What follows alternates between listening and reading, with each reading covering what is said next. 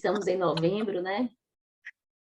Então, Novembro Azul, a gente pode falar dele sobre o mês de conscientização, onde fazemos as campanhas com ênfase na prevenção e diagnóstico precoce da saúde masculina, que é muito importante. A gente está sempre lembrando disso, mas que, independente do mês, esses cuidados devem ser tomados durante o ano todo, em qualquer data, em qualquer época. E para falar sobre esse tema, nós temos hoje o nosso palestrante, é o Dr. Aídio Lisboa. Ele é urologista, ele é um dos fundadores do SEONC, que é o nosso serviço de referência do município em oncologia. Dr. Aídio, ele já é muito conhecido dos pacientes, dos profissionais, dos colegas de Camaçari, porque ele já está lá há bastante tempo. E, para isso, ele vai falar para a gente sobre esse tema, que é muito pertinente, tanto na atuação dele com os pacientes e também para a abordagem dessa campanha, que é o Novembro Azul. Para falar sobre isso, a gente vai falar um pouquinho sobre o SEONC, que é o Centro de Referência Municipal que se responsabiliza por apoio diagnóstico dos pacientes com alterações oncológicas. E qual seria a porta de entrada do SEONC? Todos os pacientes da rede que têm alguma suspeita podem e devem ser encaminhados para o acolhimento no SEONC. O SEONC tem esse acolhimento que funciona com equipe multidisciplinar todos os dias da semana. O agendamento é feito através da regulação, dos reguladores das unidades básicas, e também existe a possibilidade da demanda aberta. Então, é um cuidado que a gente tem com esse paciente, que deve ser realmente priorizado para que não haja dificuldade de acesso. Então, por conta disso, podem ser dirigidos ao SEONC os pacientes com essas queixas ou com essa suspeita de que haja uma alteração oncológica, para que de lá a gente faça os encaminhamentos e procedimentos para encaminhamento para tratamento, caso for confirmado. Nós temos algumas especialidades no SEONC, que são urologia, ginecologia, endocrinologia, oncologia, angiologia e mastologia. Além disso, temos também a equipe multidisciplinar dos outros profissionais, que são nutrição, serviço social, psicologia e enfermeiro. Os procedimentos que fazemos, além das consultas de acompanhamento, né, com o especialista médico, temos também os exames e os procedimentos. Para os pacientes que já estão vinculados ao serviço, eles têm a oportunidade de serem agendados para fazer laboratório e exames de ultrassom. E qualquer paciente que tenha suspeita e a necessidade de fazer biópsias, seja coletada em outra unidade, a gente recebe também o material para encaminhar para o laboratório, e a depender da especialidade, se for dessas que eu falei que a gente tem disponível no serviço, faz a coleta lá mesmo no SEONC, que são de urologista, a gente faz a biópsia de próstata, fazemos coribiópsia e o PAF de mama, fazemos também o PAF de tireoide, que é a punção, e também os diagnósticos de ginecologia. Tá dando para ouvir direitinho? Sim, estamos ouvindo bem. Pronto, ok. Então, assim, esses esses são os critérios para que os pacientes sejam vinculados ao CEUNC. E desde que eles passam a ser vinculados, a depender da necessidade, serão encaminhados para o tratamento na rede estadual. Fazemos também a solicitação de regulação de vaga com a rede estadual, através da comissão estadual, e encaminhamos o paciente para que faça o tratamento nas UNACONs, nos CACONs, até que a gente tenha essa implantação no nosso município. Estamos em vias disso acontecer. Sobre o CEUNC, eu não sei se alguém teria alguma dúvida da prestação de serviço, a gente pode deixar para que, se tiver alguma dúvida, a gente faça no final, o esclarecimento de algumas dúvidas. E agora eu vou passar a palavra para a doutora Aide, que é o nosso palestrante de hoje. Como eu tinha dito anteriormente, ele trabalha com a gente já há bastante tempo, um dos fundadores do CEUNC, e vai falar para a gente sobre a saúde do homem. Não é isso, doutora Aide? Seja bem-vindo aqui no nosso sextou e está com a palavra. Olá, boa tarde. Vocês estão me vendo porque eu não estou vendo a minha imagem aí.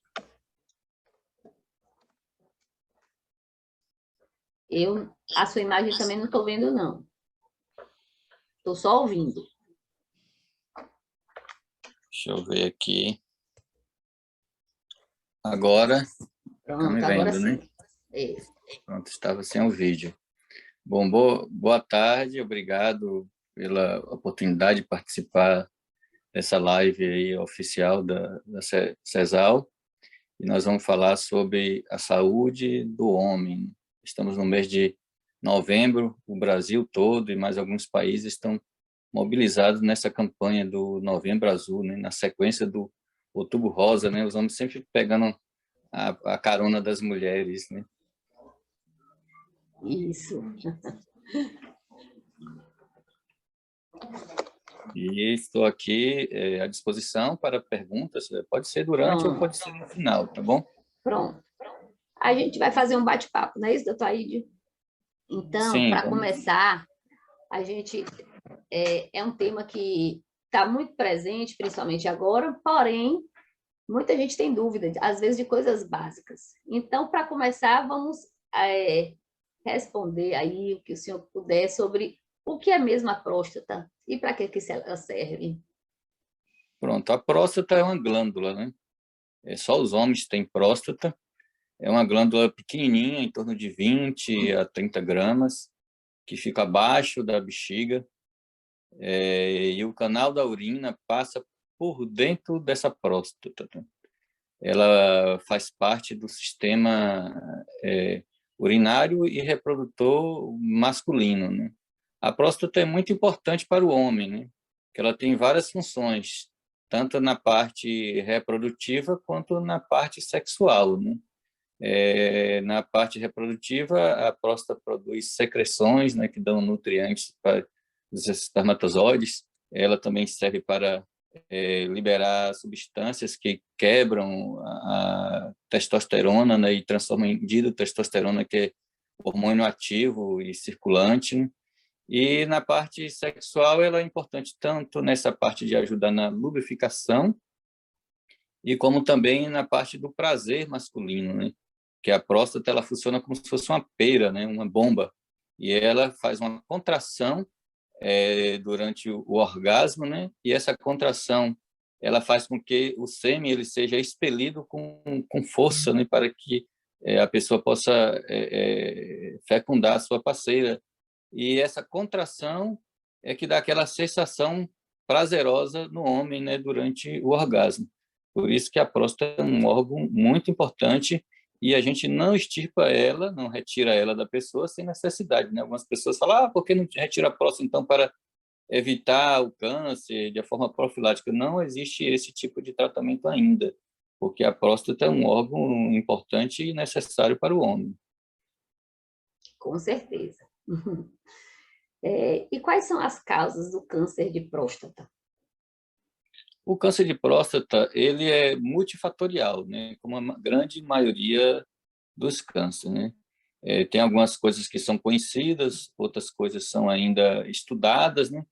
Mas o que já está bastante determinado é que tem os fatores que são do próprio indivíduo e os fatores que são externos, né? Os fatores que são do próprio indivíduo estão relacionados com a hereditariedade. Quando a pessoa tem um caso na família de câncer de próstata, um parente de primeiro grau, ou câncer de mama, aumenta em 1,5 vezes até 2 vezes a chance dessa pessoa também ter o câncer de próstata. Ela é muito comum com o envelhecimento, então, quanto mais a pessoa envelhece, mais chance tem de vir a ter câncer de próstata. E a grande maioria dos cânceres de próstata estão nos homens acima de 65 anos de idade. Mas a partir dos 40 anos de idade, a pessoa entra no risco de ter câncer de próstata. Quanto mais vive, mais chance tem de ter. E tem os fatores externos, né, que estão relacionados com a qualidade de vida da pessoa e sua exposição a substâncias que são ditas cancerígenas, né? Em realidade, em relação à qualidade de vida da pessoa, tem a ver com os alimentos, né? Quanto mais alimento gordo, né? Alimento com gordura de origem animal, gordura polissaturadas, mais risco de a pessoa ter um câncer de próstata agressivo, né? As pessoas com obesidade, os cânceres geralmente são mais agressivos. Algumas substâncias derivadas do petróleo também são ditas como oncogênicas, né? E várias outras substâncias relacionadas com a indústria petroquímica. Também tem o cigarro, né, que é oncogênico para alguns tipos de câncer, né? O HPV foi já relacionado com câncer de próstata, mas não está mais relacionado com câncer de pênis. E tem várias coisas que pode ocasionar o câncer de próstata ou câncer em outros órgãos, né? Então, para a pessoa prevenir o câncer de próstata, tem que ter uma vida saudável, rica em alimentação rica em fibras, né? Com pouca gordura. E mais importante do que tudo isso é a pessoa fazer seu exame preventivo quando chegar a hora que entrar na idade de fazer esse exame. A gente vai falar sobre isso no decorrer de nossa conversa. Certo. Devido à idade, que há maior prevalência, por isso que tem essa orientação de fazer realmente a partir dos 45, não é isso? Isso. Se a pessoa tiver uma história familiar positiva para câncer de próstata, ou a pessoa tiver algum sintoma relacionado com o sistema genito-urinário, aí a pessoa tem que fazer a partir dos 40 anos de idade. Se a pessoa não tem histórico familiar e não sente nada, aí pode postergar e começar a fazer a partir dos 45, 50 anos de idade. Joia, ok. Me diz uma coisa, Twaide, todo tumor da próstata é um tumor maligno? Não necessariamente. A maioria dos tumores de próstata, na verdade, são benignos, né? Quando a gente fala, fulano de tal operou da próstata, as pessoas pensam geralmente que foi o câncer de próstata e tirou a próstata toda. Mas não, a maioria dos tumores da próstata são benignos. E esses tumores benignos, eles dão até mais sintomas do que os tumores malignos. E tem tratamento para eles, tanto com remédios quanto com medicações, quanto com cirurgia. Mas, às vezes, o remédio não resolve e a pessoa tem que operar mesmo do tumor benigno. Agora, o tumor benigno, ele não se transforma em tumor maligno, mas pode ter a associação dos dois problemas. A pessoa pode ter o tumor benigno, está fazendo acompanhamento e no decorrer da vida, do envelhecimento, surge também um tumor maligno. Quando aí tem o são tumor coisas maligno... concomitantes, não porque Isso, um se concomitante. transformou no outro, né? Não. Certo. Agora, quando se tem um tumor maligno, o mais comum é o adenocarcinoma da próstata, né? Que é o segundo câncer mais comum no homem, né? Só perde para o câncer de pele não melanoma. E é também um dos que mais matam o homem, né? Quase 30% dos cânceres que acometem o homem são câncer de próstata. Ok. E me diz uma coisa, o câncer de próstata, ele dá algum sintoma? Tem alguma coisa, algum sinal ou sintoma que a pessoa pode desconfiar ou se alertar? Aí que está o grande problema do câncer de próstata, porque a maioria das vezes, a grande maioria das vezes, o câncer de próstata é um câncer silencioso, né? Ele não causa sintoma.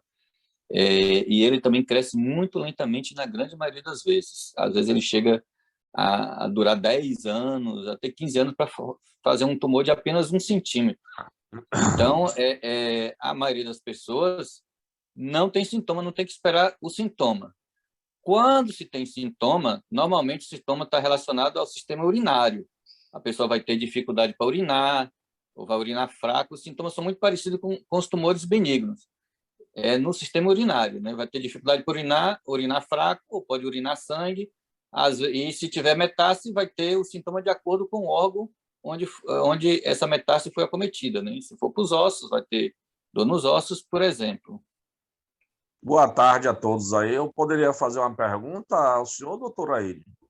Sim, à vontade. É Carlos Sérgio, né? Isto. Eu estou com 51 anos e tive fazendo uma consulta e o médico disse que minha próstata está um pouco aumentada. Ele me passou um remédio chamado Dumo de 2 miligramas. O que eu lhe pergunto é o seguinte: isso já é um motivo para eu me preocupar com câncer, coisa parecida? Não. A próstata aumentada é o câncer benigno, né? Não, câncer benigno não, o tumor benigno. É a hiperplasia benigna da próstata, que é o mais comum, mas requer tratamento, porque senão ela vai crescendo cada vez mais e pode obstruir o canal da sua urina, você não conseguir urinar. Então, você já está usando uma medicação, que é a doxazosina, né, o Duomo, 2 miligramas, que ajuda com que o fluxo da sua urina saia mais fácil. Requer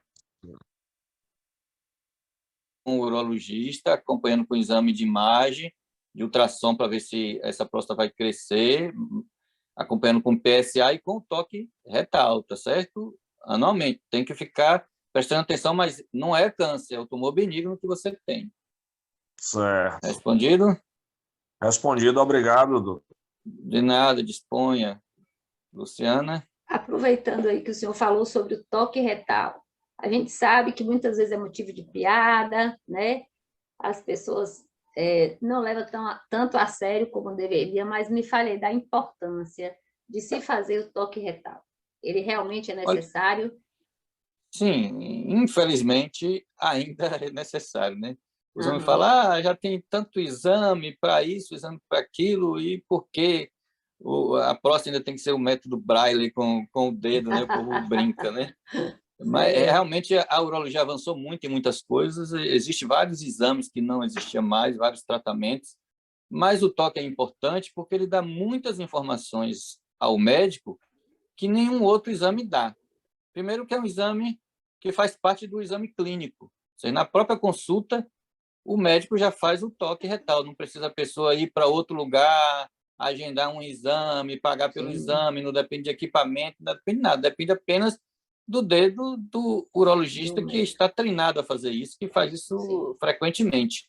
E a próstata ela foi colocada numa localização estratégica. Deus, na sua infinita sabedoria e bondade para com o homem, já sabendo que a próstata ia ser um órgão problemático, colocou ele no lugar que facilmente a gente tem acesso. Então, a próstata fica a mais ou menos 4, 5 centímetros do reto, na ampola retal do ânus. Então, com o dedo, o médico consegue ver o tamanho da próstata num exame rápido, que não dura nem 1 minuto. Ele vê o tamanho da próstata, vê se a próstata está crescida ou não, vê se ela está inflamada, vê se tem algum caroço, se ela está dura, se ela tem sintoma inflamatório, se sintoma do crescimento benigno ou do câncer.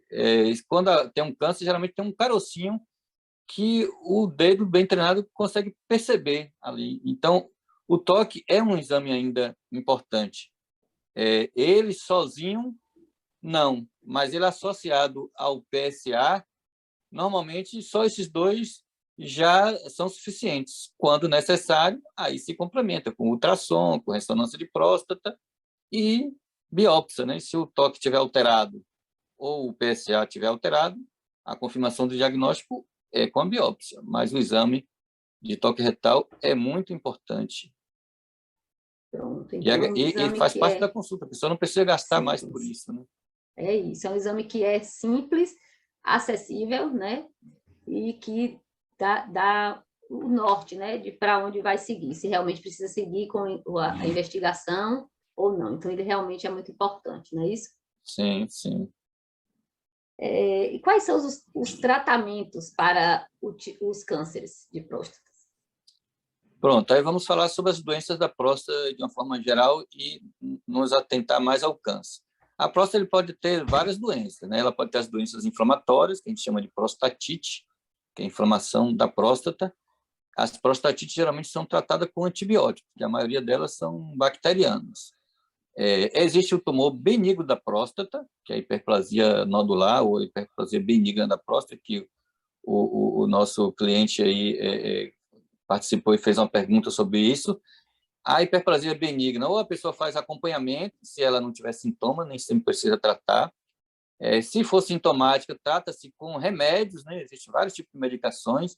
Existe medicação que melhora o fluxo da urina, chamada alfa-bloqueadores, e existem medicações que diminuem o tamanho da próstata, né? São bloqueadores hormonais. E existem medicações que associam os dois. Aí o urologista ele define se ele vai precisar de um tipo de medicação, do outro tipo, ou da associação das duas. E, em alguns casos, são necessárias cirurgias. Aí, para a doença benigna, existem vários tipos de cirurgias, desde a Às raspagem da vezes, o próstata, que o paciente povo também precisa ficar usando sonda, né? tem, se a pessoa não trata adequadamente, obstrui, precisa de sonda, né? Aí se torna uma urgência urológica e requer, às vezes, a cirurgia por causa da sonda, né? Aí o tratamento é para a pessoa não chegar a esse ponto de precisar usar sonda, né? Aí faz uma raspagem da próstata, que é a ressecção transuretal da próstata, que existe também cirurgia laser da próstata, vários tipos de cirurgia laser, e existem as cirurgias cortadas, né? Que são a cirurgia convencional, né? Que pode ser abrindo a bexiga ou não, e tem a cirurgia minimamente invasiva, né, que são a laparoscópica e a robótica. Né? Já o câncer de próstata, que é o mais temido, né, porque é o que é mais perigoso, que se a pessoa não tratar adequadamente pode levar à morte, né, depende do momento que se faz o diagnóstico. Por isso que é importante o diagnóstico precoce. Né? Se faz o diagnóstico no início e o câncer está localizado à próstata, ou seja, restrito à próstata, 90% das vezes a pessoa tem chance de cura com o tratamento, que normalmente para o câncer o tratamento é cirúrgico. Também pode ser com radioterapia, né? Ou radioterapia externa ou bacterapia, e tem outros tratamentos também além desse, né? Minimamente invasivo, né? Os tratamentos cirúrgicos é a prostatectomia radical, né? Que pode ser feita por via convencional ou por via minimamente invasiva, né? Laparoscópica ou robótica. Né? Mas se a pessoa descobre no início, esses tratamentos geralmente são curativos e não requer tratamentos adicionais. Mas se a pessoa não descobre no início, ou quando esse tratamento cirúrgico não resolve, aí se faz a complementação do tratamento, né? Que pode ser com radioterapia ou com bloqueio hormonal, né? Com hormonioterapia. Olha a importância, né, desse despertar que é esse Novembro Azul, mas que deve ser feito o ano todo, né? Independente da época, isso é muito importante, porque às vezes as pessoas esperam a campanha para procurar uma assistência. E aí é quando muitas vezes perde tempo e perde essa chance do diagnóstico precoce. Muito importante essa questão aí. Verdade. Em relação à próstata, quando o senhor falou sobre a questão da importância na atividade sexual, e quando se retira essa próstata, o homem fica impotente? Como é essa relação? Não necessariamente, tá? A atividade sexual é importante para a próstata. Estatisticamente, sabe-se que há mais risco de câncer de próstata em quem não tem atividade sexual. Então, faz parte também da prevenção ter uma vida sexual ativa, né? E não promíscua. Né? E o sol também é importante, a vitamina D. Né? Quando a pessoa faz a cirurgia para a retirada da próstata por câncer, a chamada prostatectomia radical, existe um risco de disfunção erétil. Esse risco pode ser temporário, ou seja, a pessoa pode ficar um tempo com disfunção erétil, ou pode ser para sempre, né? E essa disfunção erétil, ela pode ser leve, parcial, ou ela pode ser total. Depende muito da condição da ereção da pessoa antes da cirurgia, depende muito da idade da pessoa e depende muito do tipo de agressividade do tumor, do tamanho dele. Quando ele está muito avançado, a cirurgia tem que ser um pouco mais agressiva e, às vezes, não dá para preservar o nervo. Mas se a pessoa descobre no início, até nisso é melhor para o homem, porque é mais fácil fazer uma cirurgia com preservação neural, principalmente com as técnicas mais modernas, laparoscópica ou robótica, com ampliação de imagem, você consegue fazer técnica preservando o nervo, aumentando a chance da pessoa em manter a ereção. Mas isso não é motivo para a pessoa não tratar. Primeiro, Claro. porque se a pessoa não tratar, o próprio câncer pode levar à Sim. disfunção erétil. Porque ele vai crescendo, vai chegar um momento que vai pegar o nervo e a pessoa não vai ter ereção, tá certo? E mesmo que a pessoa faça a cirurgia e a pessoa tenha disfunção erétil, existe uma infinidade de tratamento para isso. A pessoa não vai deixar de ter vida sexual por causa disso. Porque uma vez tratado o câncer, aí começa a tratar a ereção da pessoa, que pode ser com remédios. Existem vários remédios no mercado, às vezes só o remédio resolve, não precisa de mais nada. Quando o remédio não resolve, via oral, existe remédio também por via intracavernosa, injeções. Quando esses não resolvem, existe cirurgia de implante de prótese peniana, que a pessoa continua com a vida sexual normal. A pessoa não consegue ter filho depois da cirurgia de câncer de próstata, mas consegue ter vida sexual. Importante esclarecer isso, para que seja mais um preconceito, né, que seja caído por terra. Sim. Me fale uma coisa. Qual o conselho, então, que o senhor daria aí para os homens hoje, para se cuidar, para se prevenir? O que mais que a gente pode dizer para eles? Sim, o homem tem que aprender a se prevenir, né? O homem, né? Eu sou um exemplo, infelizmente, tem o costume de só ir no médico quando está sentindo alguma coisa, né? Às vezes ele pergunta, e aí, algum problema? Não, doutor, senão eu não... Está tudo bem? Não, doutor, não está tudo bem, senão eu não estaria aqui. E, na verdade, não é para ser assim, né? A gente tem que aprender a fazer nossos exames preventivos, né? Tanto os exames clínicos, quanto a parte do coração, quanto a parte de prevenção do câncer, né? As mulheres geralmente têm o ginecologista, né? Que as mulheres são fidelizadas ao seu ginecologista e acompanham, né? E o homem nem sempre tem aquele urologista que devia ser o médico do homem, né? Então, o urologista é o especialista que ele atende tanto homens quanto mulheres, mas ele atende mais homens. Então, a pessoa tinha que ter o costume desde de criança de ir no urologista, né? Tem várias fases da vida que o urologista pode ajudar o homem, né? Quando nasce, para ver se tem problema congênito, né? do pênis, né? Tem várias doenças de malformação do pênis que o urologista pode avaliar e fazer o tratamento adequado. Em alguns casos precisa de cirurgia, né? Quando a pessoa está entrando na adolescência, para saber se os órgãos sexuais estão crescendo adequadamente, né? Os testículos, o pênis, os caracteres sexuais secundários estão na data certa. Isso envolve o crescimento da criança também, quando está fora do padrão, esse crescimento hormonal, a menarca ou a pubarca, pode interferir no crescimento. Então, é importante que o urologista avalie essa parte específica da genitália, né? Quando a pessoa começa a ter vida sexual, precisava de um médico para orientar como prevenir das doenças sexualmente transmissíveis e fazer esses exames preventivos sempre para ver se não tem problema. E, mais adiante, para cuidar da saúde do homem relacionado à próstata, ao câncer de próstata. Então, o homem tem que se adequar a ter um médico que ele confie, que faça o seu acompanhamento, porque assim, o exame de próstata não é para fazer uma vez na vida. Foi lá, fiz e pronto. É um exame para ser feito anualmente, porque o importante é você descobrir o problema cedo ainda para poder tratar, porque o tratamento muda se você descobre o problema cedo ou se você descobre tarde, né? Então, se você faz o exame hoje, está tudo bem, não impede que a partir de amanhã comece a nascer um câncerzinho lá pequenininho. Se você vai daqui a 1 ano, você vai encontrar um câncer pequeno ainda, porque em 1 ano não deu tempo para o câncer de próstata crescer tanto.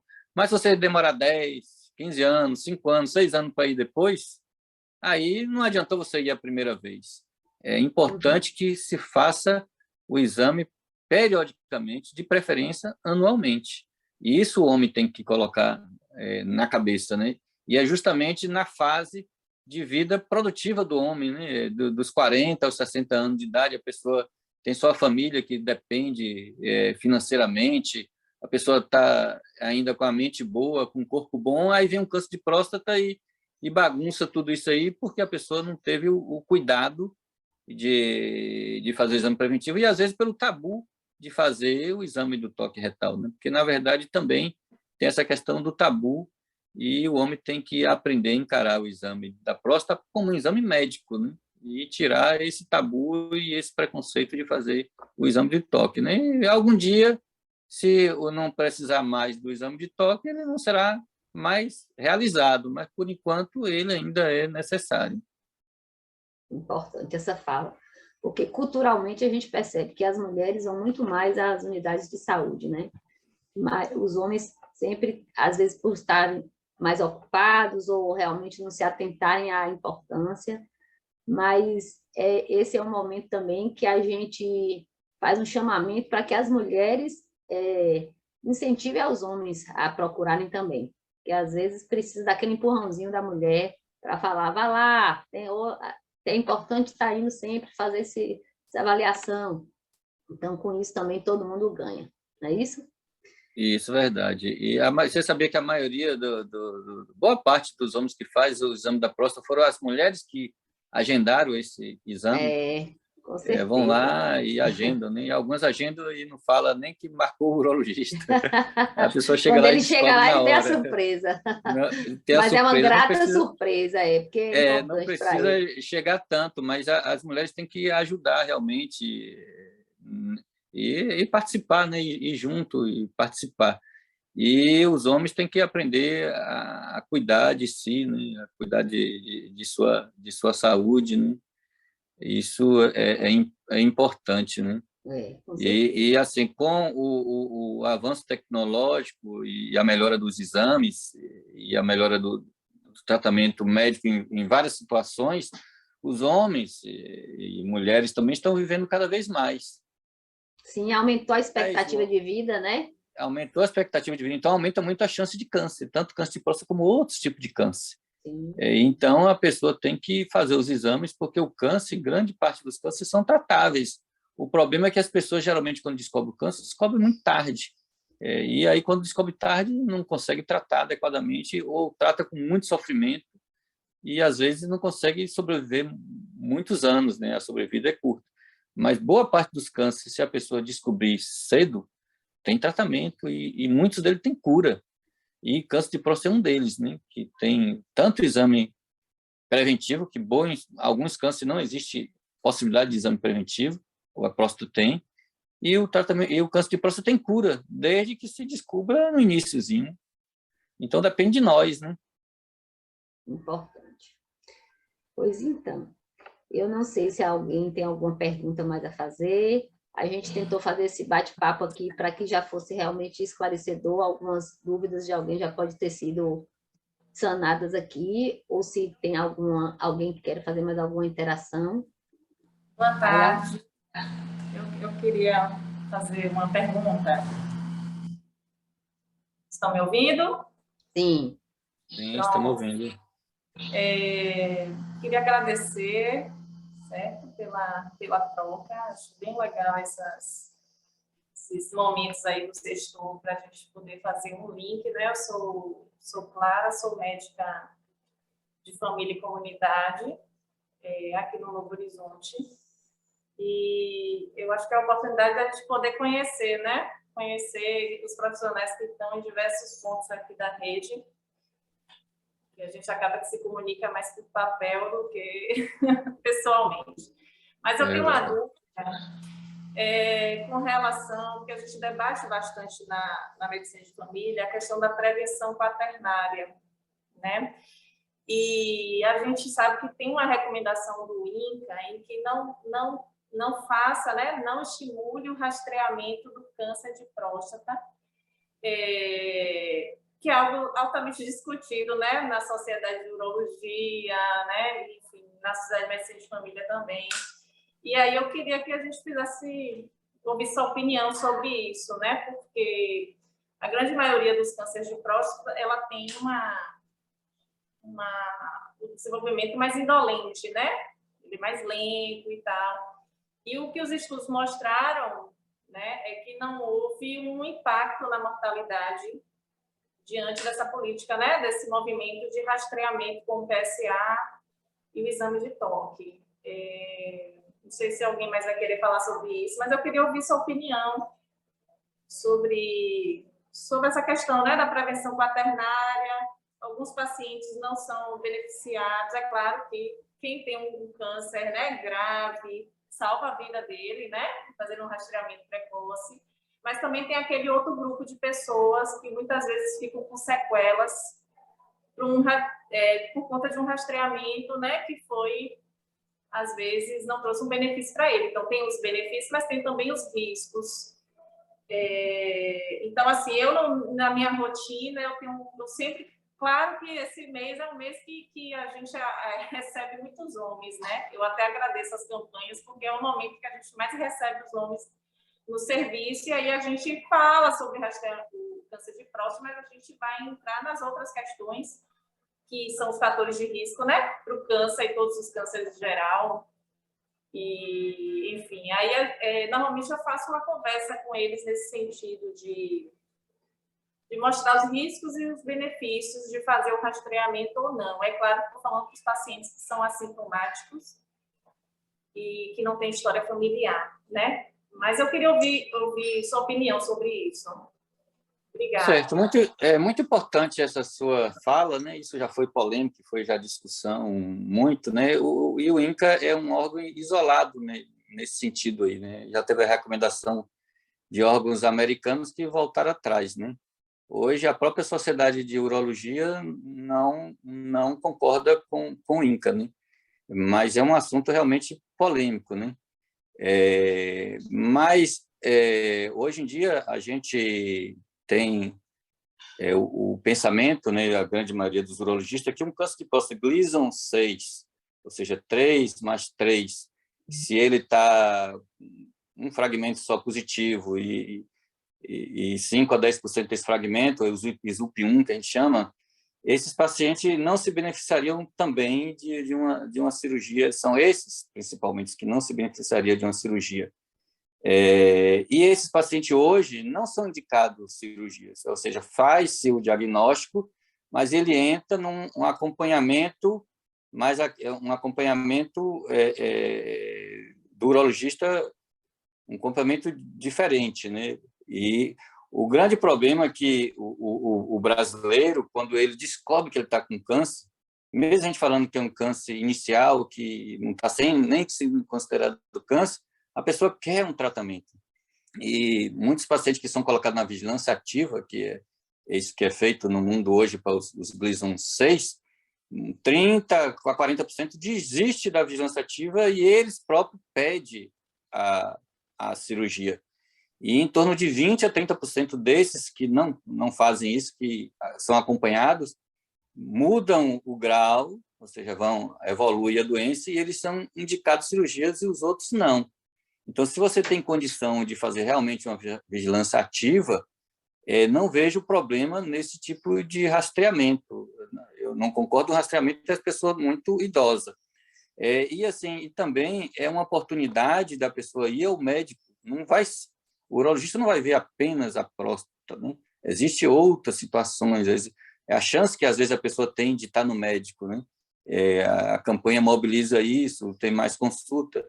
Aí você vê a parte da disfunção erétil, que às vezes a pessoa não vai, tem medo, tem vergonha, mas naquele momento que vai todo mundo lá, a pessoa vai, adquire aquela coragem, vai. Existe outros tipos de câncer que não são tão benignos quanto o da próstata, que a gente pode detectar na avaliação, como câncer de testículo, câncer de rins, que a gente faz exames de imagem também. Então, a gente fala saúde do homem e a campanha direcionada à próstata, mas, na verdade, não era para ser direcionada exclusivamente à próstata. Era um momento do homem cuidar dele como um todo, né?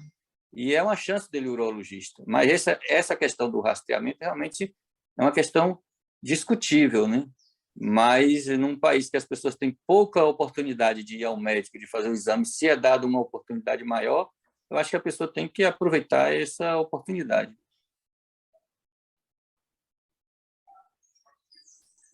Respondido a pergunta? Ana Clara? Achei ótima a sua posição. Eu acho que a questão é exatamente... Não, obrigada. Foi mal. Eu acho que a campanha tem que ir nesse sentido mesmo, do cuidado integral, né? Até porque o câncer, assim, que é um fator genético, mas a gente sabe que tem esses fatores que você trouxe aí, né? Dos hábitos de vida, né? Interfere bastante, que se a gente focar só na coisa do câncer, enfim, é o que atrai, né? Mas eu acho que as campanhas têm que ir mais nesse sentido, né? Também. Mas respondeu. Sim, na balança, os fatores genéticos equivalem a mais ou menos 10%, né? Os outros 90% são as outras coisas, né? Não os hereditários e genéticos, né? Ok. Mais alguém teria algum outro questionamento? Aproveitar aqui a presença do Dr. Aide, que se disponibilizou a falar para a gente sobre a saúde do homem, entre outras coisas, que já foi bem enriquecedor. Não sei se teria mais alguém que queria levantar alguma questão. Luciana. Oi, Duplá. Boa tarde. Boa tarde. Né? Eu queria dar boa tarde a todos, né? Eu queria parabenizar a Aide, né, e você, né, pelo sextou de hoje. E tem aí alguém com o microfone aberto. Bem, mas eu gostaria também de parabenizar a intervenção de Ana Clara, né? A intervenção de Ana Clara perfeita, né, no sentido do sobrediagnóstico, no sentido da prevenção quaternária, né, que tem que existir mesmo, né? Quando chega nesse período desses meses coloridos, né, principalmente o outubro rosa e o novembro azul, que são os meses coloridos com maior destaque, tem uma procura aos serviços de saúde, mas não no sentido de ter a saúde da sua forma integral, e sim naquela forma focal, seja no câncer do colo, câncer de mama ou no câncer de próstata. É claro que nós que fazemos medicina de família e comunidade aproveitamos essa situação da procura dos pacientes, né, principalmente no caso dos homens, às nossas unidades de saúde, aos nossos consultórios, para que a gente faça essa investigação, né, de outros riscos, né, que inclusive matam mais do que a própria próstata, né? Agora eu gostaria de enfatizar que não existe prevenção de câncer de próstata, né? Não existe prevenção. Tanto PSA como ultrassom, o próprio toque retal não se previne, né? Não é prevenção, não é fazendo esses exames e fazendo a própria consulta com o urologista que vai evitar da pessoa ter o câncer de próstata. O que tem que incentivar, aí só complementando a sua resposta, nós temos que incentivar a questão das mudanças dos hábitos de vida, nós temos que incentivar a questão da alimentação saudável, a questão da atividade física, né, para esses pacientes. Eu acho interessante que muitas vezes um paciente procura um desses meses coloridos para fazer os exames e depois que o exame está tudo normal, ele continua fazendo tudo como era antes. Então, não tem sentido, né? Se os exames estão normais, ele tem que aproveitar e mudar essa condição desses hábitos de vida dele. Então, nós aproveitamos esses meses de conscientização para conscientizar a prevenção, no caso da saúde integral, não no caso específico. E é claro, quando a Sociedade Brasileira de Urologia parte para defesa, né, da realização de exame de toque, de consulta com urologista, de realização de ultrassom, de PSA, né, fazendo com que muitas vezes se faça biópsias desnecessárias, né, biópsias transretais desnecessárias. Tudo isso a gente enxerga um pouco da chamada reserva de mercado, né? Nós queríamos aí, de que todos os urologistas tivessem o comportamento que você tem, né, de aproveitar aquele paciente que chegando no seu consultório, que faça essa investigação de risco cardiovascular dele, que dê orientação sobre atividade física, que dê orientação sobre a alimentação saudável, que dê orientação sobre pensamento positivo, e não que ratifique aquele comportamento daquele paciente, fazendo com que ele, para o ano, venha de novo para fazer a sua prevenção, botando na cabeça do paciente que aquilo que ele está fazendo é prevenção de um câncer de próstata, que na realidade não é prevenção, né? Era só isso que eu queria dar de contribuição, e parabenizar mais uma vez a você, Luciana, pela condução aí do Sextou, que está excelente, a Aide, né, pela disponibilidade dele em participar, e a Ana Clara pela intervenção, e a todos os presentes. Inclusive, eu estou vendo aqui que tem pessoas, até como meu amigo Zé Antônio, que não faz parte, digamos assim, como de profissional de saúde, mas é uma pessoa que é da imprensa, né, que está aqui participando, que eu acho bem interessante. E aí, um abraço para vocês, Antônio. Obrigado. Por enquanto, obrigado. A gente que agradece a sua colaboração também. Muito importante essa fala, de que realmente é importante a gente estar incentivando e podendo disponibilizar esse serviço com um foco na saúde integral, e que, além disso, também, não só no novembro, né, mas que o ano todo, que eles possam ter acesso e que a gente possa oferecer esse serviço. Não só para o homem, mas para todos os níveis de atenção à saúde. Mais alguém gostaria? Pronto. Boa tarde, Luiz Antônio. Tudo bem? Boa tarde, doutor Aide, doutor... Boa tarde. Nosso subsecretário. Gostei da barbichinha aí, viu, doutor? Doutor Aide, eu sou um paciente do doutor Aide de muitos anos, faço acompanhamento, e eu gostaria de fazer algumas perguntas, não esclarecedoras propriamente para mim, mas eu sei que tem muita gente que tem dúvidas. Eu sou portador da displasia prostática benigna, né, que é o crescimento da próstata, e tenho sido acompanhado por doutor Aide, que medicado com a dulcesterida, e a gente ouve aí, né, as fake news, não sei se é fake news, mas a internet fazer as propagandas enganosas de que tipo, esse remédio é como se fosse uma castração química para mudar para outro tipo de medicamento. O que o doutor aí diz sobre isso aí? Certo. Abraços, Antônio, cliente nosso lá antigo, complementando que o doutor Duplá falou, realmente não existe esse termo exame preventivo que é usado, né?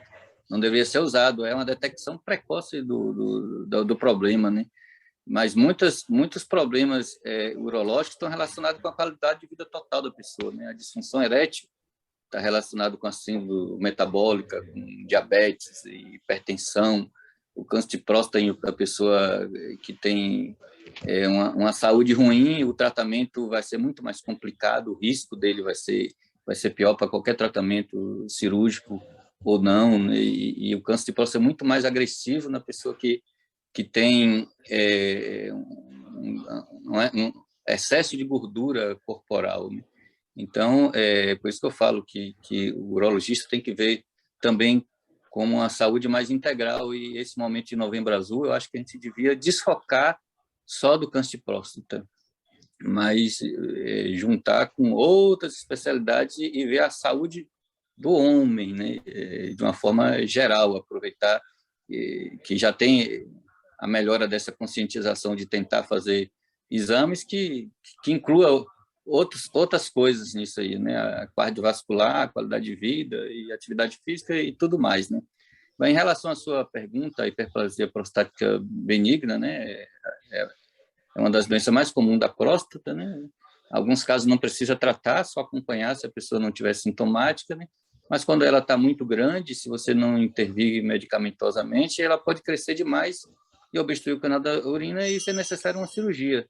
E se a pessoa é muito jovem, não é boa fazer a cirurgia da próstata, porque se fizer a raspagem, ela pode voltar a crescer, né? E mesmo enucleando cirurgicamente, a gente não tira a próstata toda, a gente só tira a parte que cresceu da próstata, a hiperplasia. Então, tem tendência dela voltar a crescer novamente. O remédio realmente faz um bloqueio, assim, a alfa-redutase, hormonal, mas não faz uma castração química, né? A gente faz uma castração química quando o tratamento é para câncer, né? Aí faz-se uma castração química mesmo e bloqueia totalmente o hormônio masculino. No caso do tratamento para doenças benignas, existe sim uma chance, mais de 5% da pessoa em ter problema relacionado com a libido, mas que esse problema que existe lá na bula é dose dependente. Se a pessoa tiver uma queda da libido enquanto estiver usando aquela medicação, suspende a medicação, volta-se ao normal. Então, nas pessoas que tiver alguma interferência na vida sexual dele por causa do tasterida ou por causa da finasterida, né? São duas drogas parecidas, se causar isso, a pessoa suspende a medicação, volta-se ao que era antes e aí faz o tratamento de outra forma. Ou, às vezes, até cirurgia ou usa o remédio alfa-bloqueador se a próstata não estiver muito grande. Então, na verdade, não é todo mundo que vai tomar a finasterida ou a dutasterida que vai ter questão com a libido, né? Segundo a bula, é apenas 5% dos pacientes, né? E tem uma queda da libido, não tem um bloqueio hormonal total. Diminui um pouco, realmente, a produção de testosterona e baixa um pouco o PSA. Então, o médico e o paciente que faz uso dessa medicação e o médico que acompanha tem que ficar atento a isso e dar um pouco de desconto, porque o PSA vai cair um pouco. Mas tá entendendo a situação? Não é todo mundo, entendeu? E é diferente do tratamento do bloqueio hormonal, a castração que a gente faz quando é para câncer. Mas, nesse caso, realmente é necessário. Geralmente faz isso quando a pessoa fez a cirurgia e não resolveu somente com a cirurgia ou só com a radioterapia, ou então quando a pessoa já chega na fase mais avançada com metástase, que a cirurgia já não vai resolver mais, e nem a radioterapia. Aí se faz o bloqueio hormonal. Está entendendo? Estou entendendo. Só mais uma perguntinha rapidinho, doutor.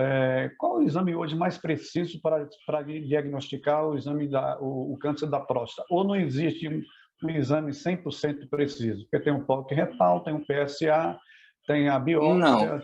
tem a O que dá o diagnóstico magnética. é a biópsia. O que dá o diagnóstico é a biópsia. Os exames direcionam o médico para ver se tem necessidade de fazer a biópsia ou não. Então, o diagnóstico é apenas com a biópsia. Pois não.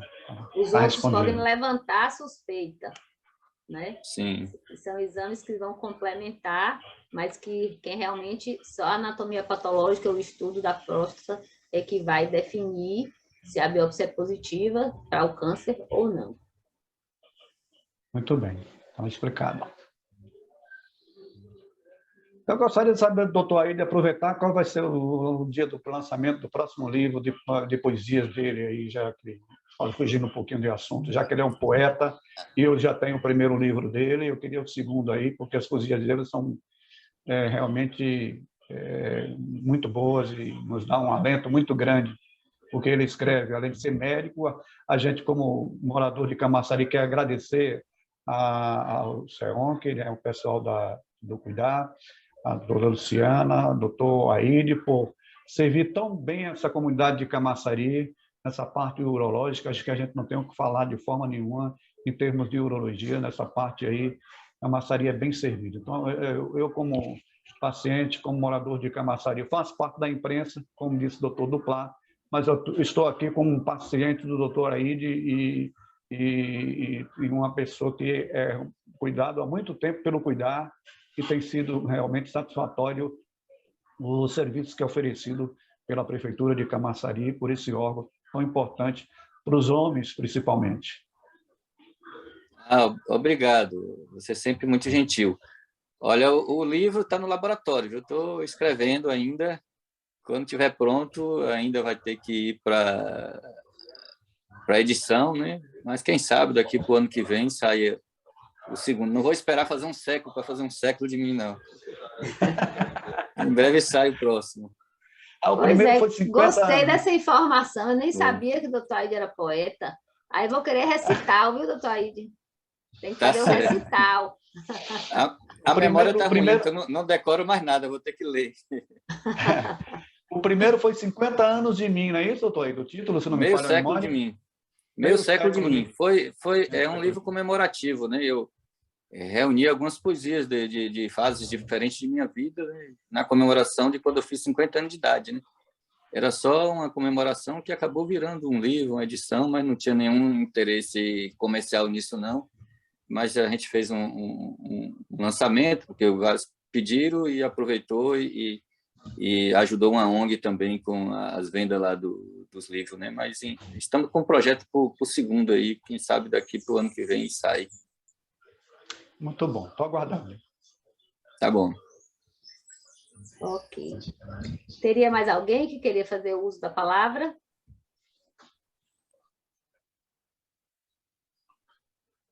Lu, queria só parabenizar pela iniciativa. Eu acho que, né, trazer esse fórum é sempre muito rico para todos nós. A gente vai ter a oportunidade de estar com o material gravado, poder compartilhar ainda mais, né? Então, doutor Aide, obrigada pela disponibilidade. Lu, parabéns pela organização. E queria agradecer a presença de todos também. Bom, estou à disposição. Quando precisarem, é só me convocar que estou aqui.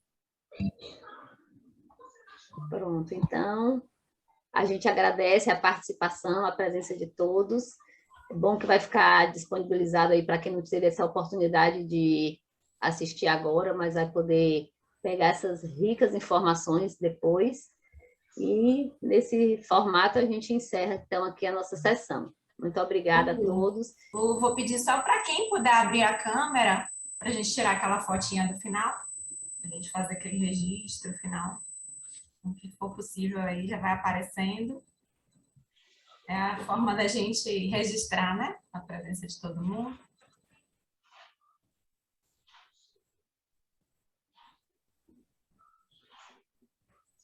Oi, a fotinha tirada já. Obrigada, gente. Boa tarde a todos. Boa tarde a todos, muito obrigada. Qualquer coisa, estamos lá no CEONC para o que precisar. Boa tarde. Boa tarde, pessoal. Boa tarde, doutor Aide. Foi um prazer revê-lo. Boa tarde para todos. Muito bom essa live. Façam outras.